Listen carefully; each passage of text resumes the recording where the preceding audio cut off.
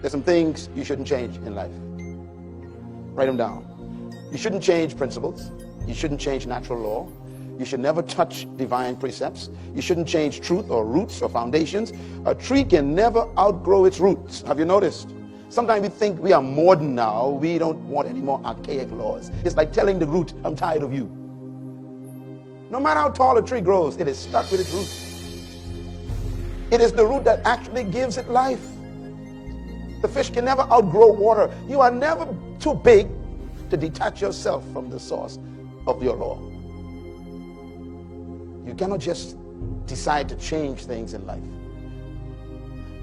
I put it another way. It's like a house.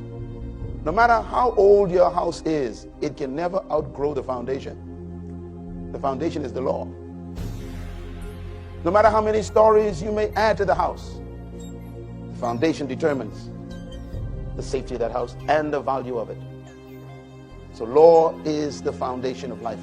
It is the key to culture. I give an example here. No matter how old you are, you can never outgrow oxygen. You know, I've been on the earth for 59 years now. I'm just tired of oxygen.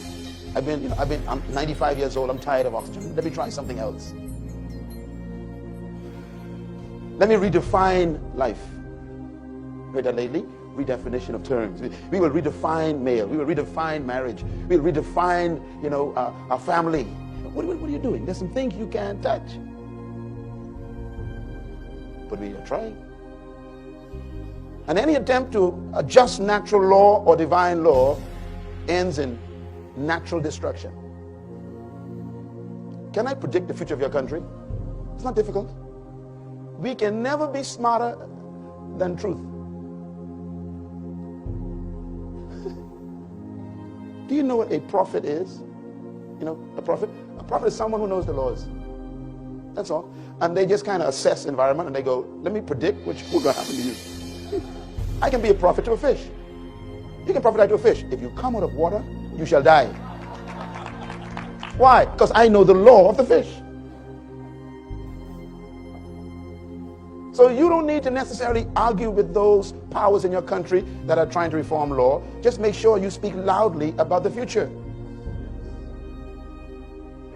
That's what a prophet is. Someone who speaks loudly about the consequences of broken law. That's all a prophet is. Some of these things you call prophecies, I tell you, it's not complicated. Ancient laws are always to be used as reference. There are some statements written by some great men.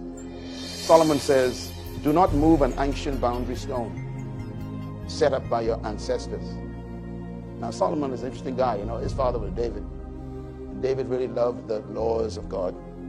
He taught his son the value of these laws. And Solomon concluded, my daddy was right.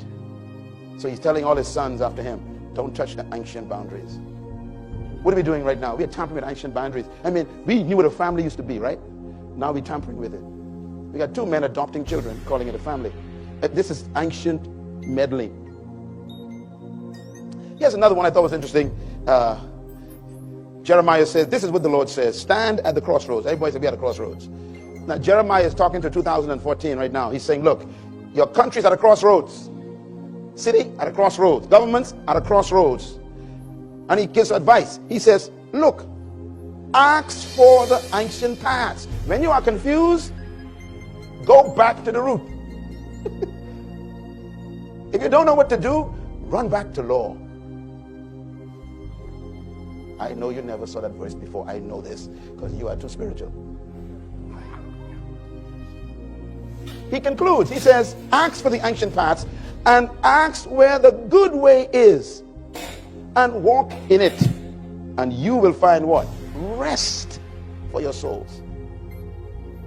When you obey law, there's always peace. How many of you ever ran a red light at a stop sign? What happens to your body?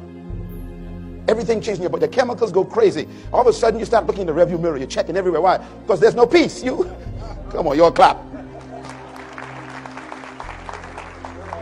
If you know you're not committing adultery, You get peace in your bedroom. Law guarantees peace. Why there's no peace in your community? Because young people are violating law. What is crime? Violation of law. Everything is law related. And if we don't understand the power of law, how it relates to character development and values, we'll never be successful. Another statement by Solomon. Solomon said, do not move the ancient boundary stones set up by your forefathers. The first century leader Paul says, see it to it that no one takes you captive through hollow and deceptive philosophy. Now, what they call breaking of law, they call it philosophy now. They have big words for it.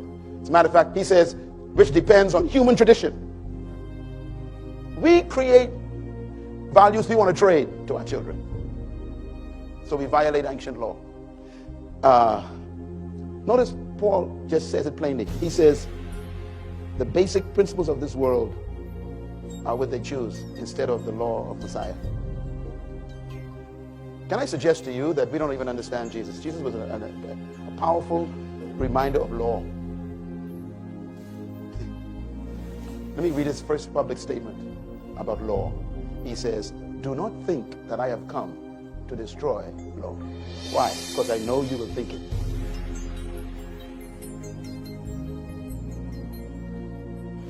Matter of fact, let me just take you there.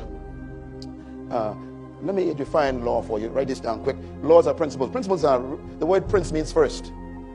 So principle means first law. Why? Because there's some second, third, fourth, and fifth laws that come along. So when someone says something is a principle, they didn't create that. That's the original one.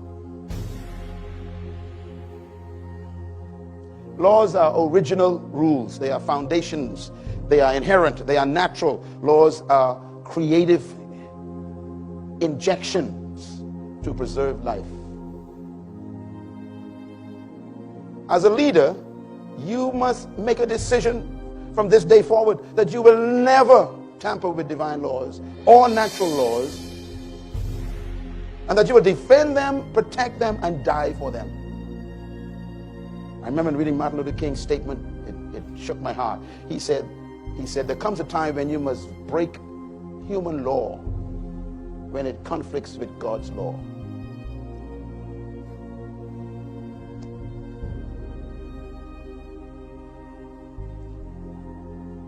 This is for the religious people. Because we got some folks going around now emphasizing grace. And I warn you, grace does not cancel law. It gives you the right to obey it again.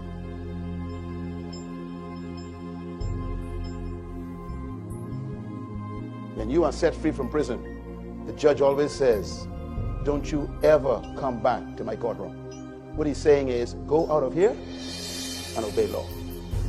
So freedom is to obey law. Can't understand this. Here's a statement. For the law was given through Moses. True. Grace and truth came through Jesus Christ. True. But be careful when you use these terms. Grace is not just favor. It's also ability. Grace gives you ability to do what? To keep the truth. What is truth? The original information. And so, for those of you who need proof, let's read this together. Go. They are godless men who change the grace of God into a license for immorality and deny Jesus Christ, our only sovereign Lord. They use grace to do what? As license for immorality. This conference is about the moral force of leadership. And the only way to guarantee morality is law. Some of the politicians have lied to you and said things like, you cannot legislate morality. Don't you ever believe that. That is not true. Every law is moral. Every law has moral implications. You cannot make a law that doesn't contain morality. I submit to you, my friends, that grace is simply given to keep law.